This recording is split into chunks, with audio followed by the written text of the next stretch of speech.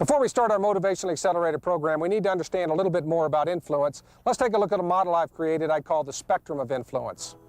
What you're looking at is a relationship model that reflects what happens when two individuals meet. For our purposes, we will call one a buyer and one a seller. If you didn't know it, no sales transaction has ever taken place that didn't involve two or more individuals. Computers don't sell each other, people do. Now, when you encounter another human being, from the first moment of contact, influence is being gained or lost. If you didn't know better, if you weren't aware of motivational acceleration, when the brief or extended interlude was over and that individual reflected back on the encounter, there is great probability you would be remembered as a non-event. For a number of years, I used to work in New York City, and when I'd go out to lunch, I'd take a stroll across the blocks of New York, and I would encounter literally hundreds of people.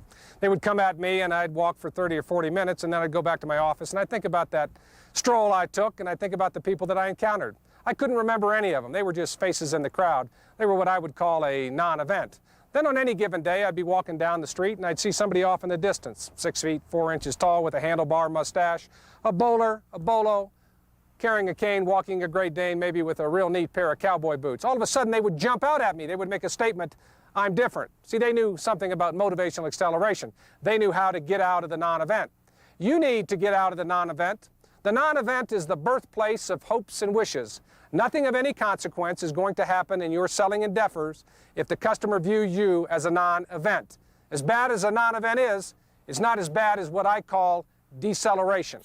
Deceleration occurs when you make a negative impression on another person. The way you look, talk, and act loses you influence. You're heading south in the relationship. If you do something really stupid, like lying to a buyer, when you're trying to gain their trust, there's great probability, shortly thereafter, your relationship will be over. I call that negative impacting, actions that take you out of the game. Let's not concern ourselves with deceleration and non-events, because we have control over our actions. We'll focus on activities that gain us influence, actions that I call accelerators, behavior that scores points. Big points are scored when you indulge in what I call positive impacting, actions that have a dramatic, uplifting effect. Intelligence. Who doesn't want to be around an intelligent person? The buyers you are trying to sell make it or break it based upon good information. If you provide it, they're going to want to keep you around. Physical presence. Believe it or not, how you look makes a statement about you. It may be unfair, but people are impressed with appearance.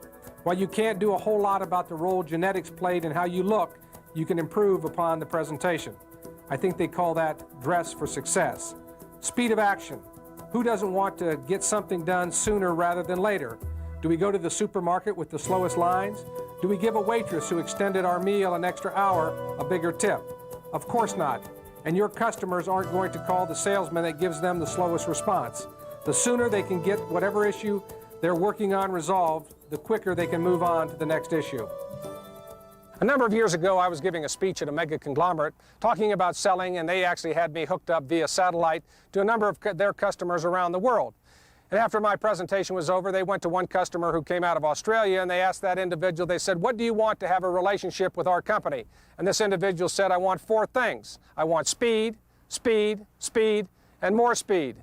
He understood that in order to get his job done, he had to have issues resolved quickly.